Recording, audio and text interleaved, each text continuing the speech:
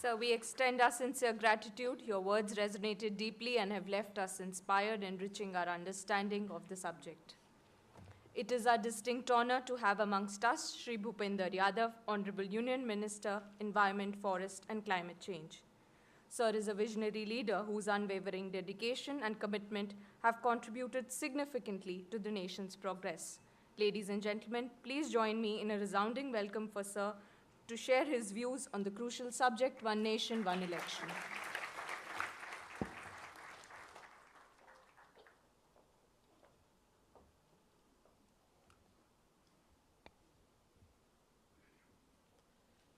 Dignitaries on dais and dear friends, सबसे पहले तो नीरज जी को धन्यवाद दूंगा कि उन्होंने इस बहाने बिरादरी में एक बार वापस आने का मौका दिया।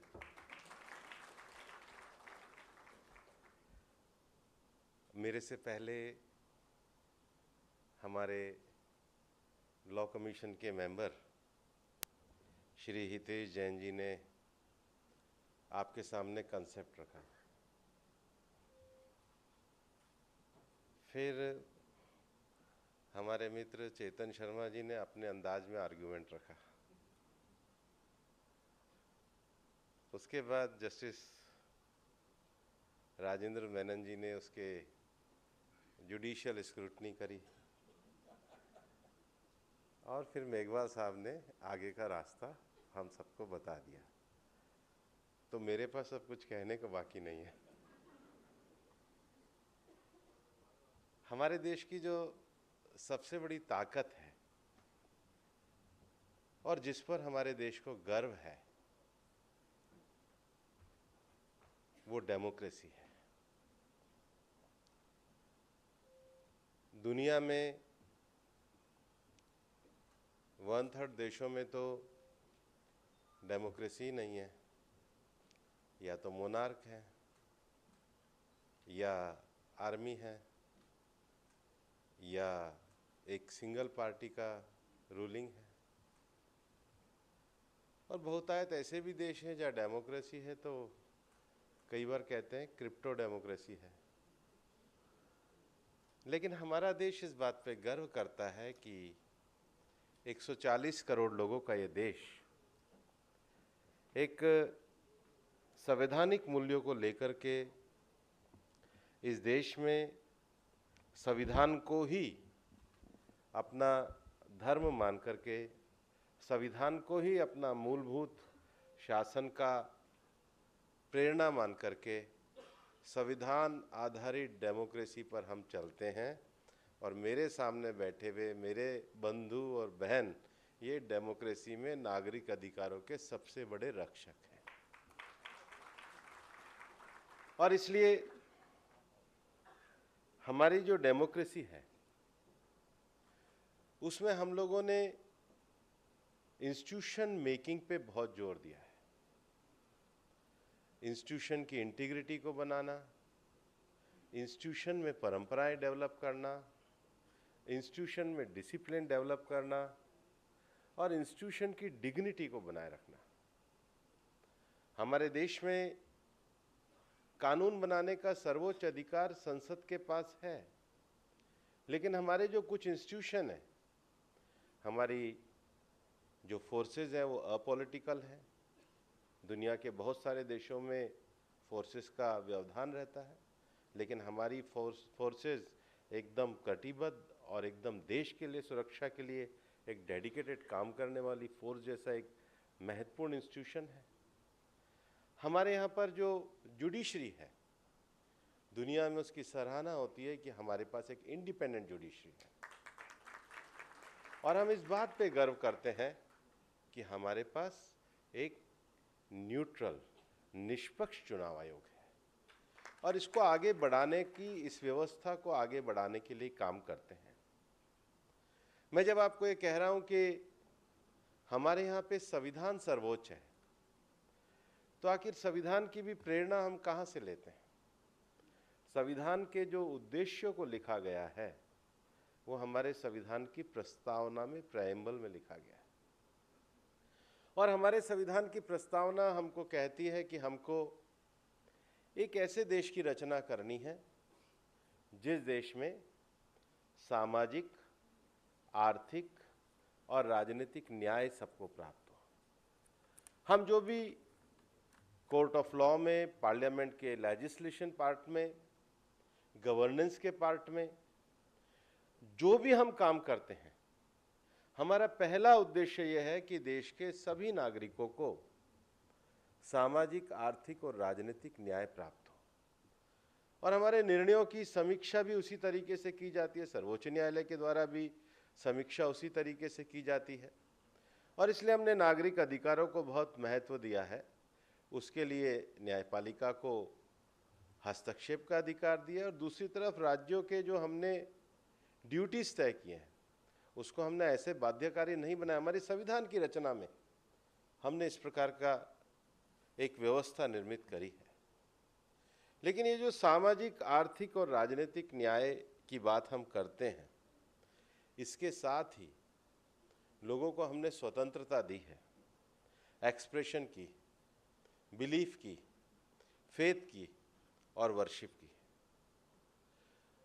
और ये जो स्वतंत्रता हमने दी है, इसका मूल कारण है कि हम सब लोगों के बीच में एक ऐसे देश को संविधान के अंतर्गत चलाना चाहते हैं जहां पर इक्वलिटी हो, फ्रेटर्निटी हो, समता हो और बंधुत्व हो। ये जो उद्देश्य लेकर के हम चल रहे हैं, इसमें आप मेरे से सीधा आपके मन में प्रश्न आएगा कि ये जो इतनी बड़ी प्रस्तावना है, इसमें एक देश और एक चुनाव आप कैसे कहना चाहते हैं?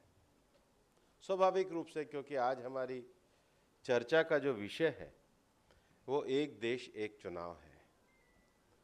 मैं खुद अपने से जब प्रश्न करता हूं कि संविधान की प्रस्तावना के बड़े उद्देश्यों को प्राप्त करने के लिए वो उद्देश्य को प्राप्त करना हमारी प्राथमिकता है, उसके लिए गवर्नेंस चलाना प्राथमिकता है, या उसके लिए चुना जाना प्राथमिकता है? हमारी प्रायोरिटी क्या है? हमारी प्रायोरिटी जो है वो देश में गवर्नेंस के मॉडल को स्थापित करने की है। हमारी प्रायोरिटी इस लक्ष्य को प्राप्त करने की है। लेकिन जैसा शुरू में हितेश जी ने कहा था, लगातार चुनाव होने के कारण हमारे राजनीतिक दलों की प्रायोरिटी चुना जाना प्राथमिकता है। मैं अब भी कहना चाहता हूं, देश के संविधान के प्रस्तावना को प्राप्त करने के लिए चुना जाना ये मीन्स है, ये साधन है, पर संविधान को अक्षरशः लागू करना यही हमारा लक्ष्य है और इसके लिए चुनाव होना चाहिए। चुनने के अधिकार में निष्पक्षता आनी चाहिए, चुनने के अधिकार में सेम लेवल प्लेइंग फील्ड होना चाहिए। और हमारे देश के पॉलिटिकल पार्टीज का एक मामले में एक अच्छा उदाहरण है कि मॉडल कोड ऑफ कंडक्ट इस देश में कोई लॉ नहीं है, वो एक अंडरस्टैंडिंग है। एक अंडरस्टैंडिंग को सारे राजनीतिक दलों ने स्वीकार किया है, क्योंकि चुनाव का पहला नियम यह है। हमारे देश में जो चुनाव की व्यवस्था करी है, हमने ओपन चुनाव करी है। आप राजनीतिक दल से भी चुनाव लड़ सकते हैं, आप निर्दलीय भी लड़ सकते हैं, आप अपना भी राजनीतिक दल बना करके चुनाव लड़ सकते हैं। आपके राजनीतिक दल की एक अनिवार्य अहर्ता होनी चाहिए। अगर आप उतने वोट लाते हैं तो आपको मान्यता भी आपके वोटों के अनुपात में दे दी जाएगी, राज्य स्तर की या राष्ट्रीय स्तर की।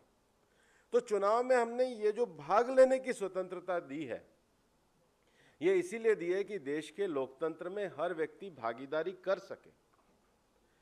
पर चुनाव लड़ना ही राजनीति नहीं है। चुनाव में लोगों का मैंडेट लेकर के देश के प्रस्तावना के उद्देश्यों को इस देश में लागू कराना, ये मैंडेट है।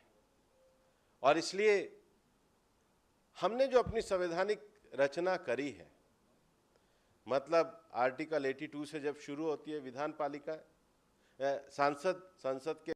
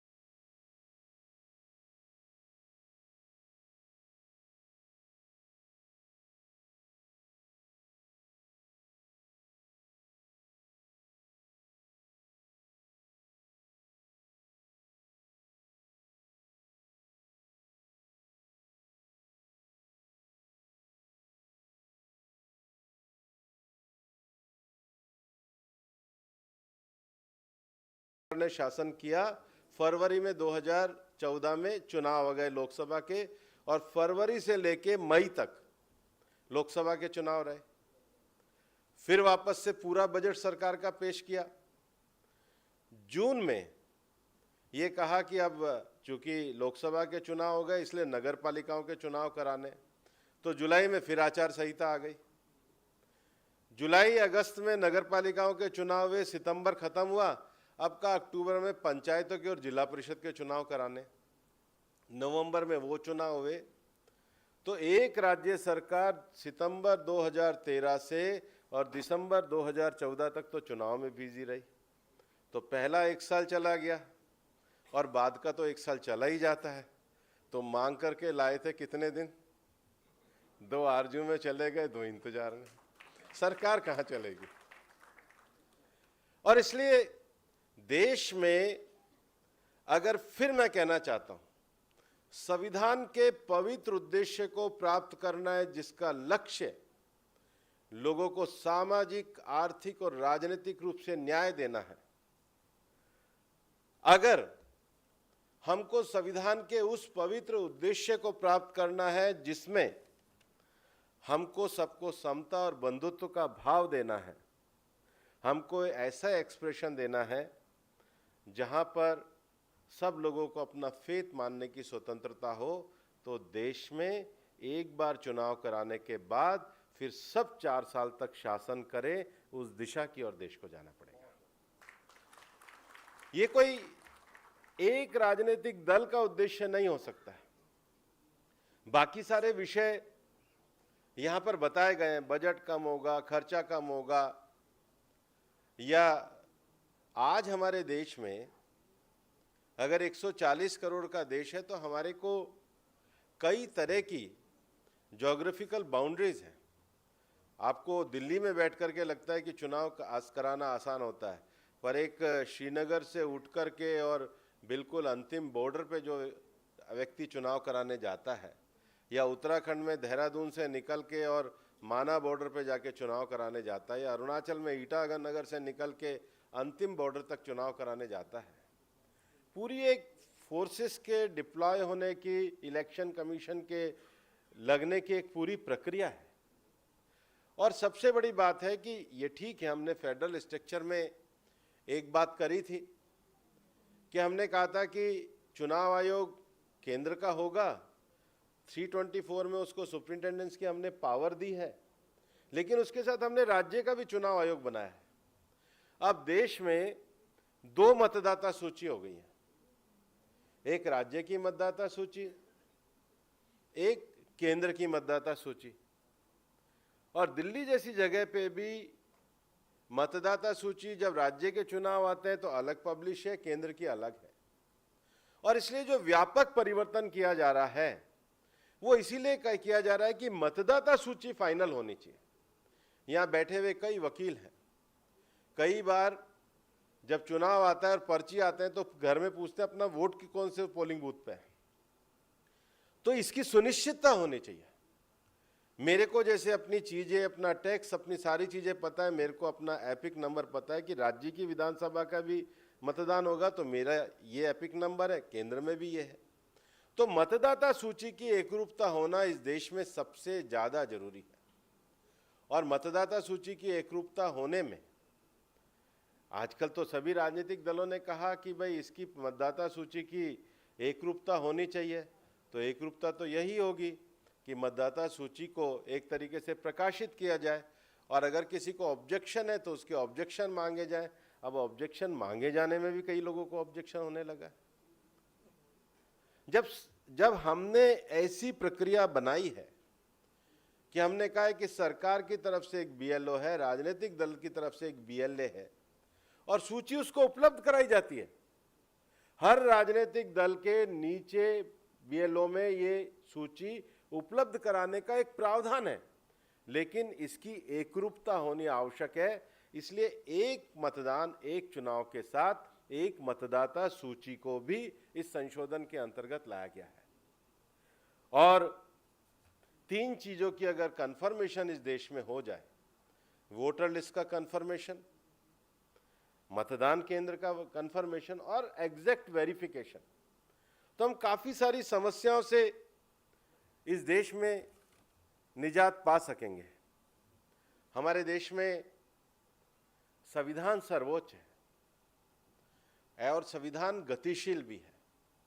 ये दोनों बातें बहुत महत्वपूर्ण हैं और इसलिए हमारे यहाँ हर कॉन्स्टिट्यूशन अमेंडमेंट को कोर्ट को एग्जामिन करने की पावर है कि वो अल्ट्रा वायरस तो नहीं है, वो लोगों के फंडामेंटल राइट्स से अलग तो नहीं है, वो भारत के संविधान की प्रस्तावना के उद्देश्यों के विपरीत तो नहीं है। और हमने इस व्यवस्था को दुनिया में बड़ी अच्छे तरीके से चलाने का काम किया है और आज हमें ये कहते हुए गर्व है कि भारत लोकतंत्र की जननी है। हमारे वकील साथी भी कई बार इस प्रश्न में उलझे रहते हैं। मैंने तो बिहार में वो गणराज्य की मगध की जगह देखी है जहाँ पर अभी भी आपको एक तालाब है, जब अलग अलग जगहों से लोग आते थे और फिर गणराज्य के लोग बैठकर शासन संचालन के बारे में सारे निर्णय लिए करते थे। लोकतंत्र का अर्थ है कि हम जमीन पर बैठे हुए हर व्यक्ति की सुरक्षा की चिंता करें, उसके अधिकारों के लिए एक सभा का निर्माण करें, वो विधानसभा और वो लोकसभा है। लेकिन आप ये मान कर के चलिए, कई बार तो मैं न्यूज़पेपर्स की रिपोर्टिंग देखता हूँ, अभी 5 राज्यों के चुनाव हो गए तो कहेंगे अब ये क्वार्टर फाइनल आ गया, अब ये सेमीफाइनल आ गया, अब ये फाइनल आ गया।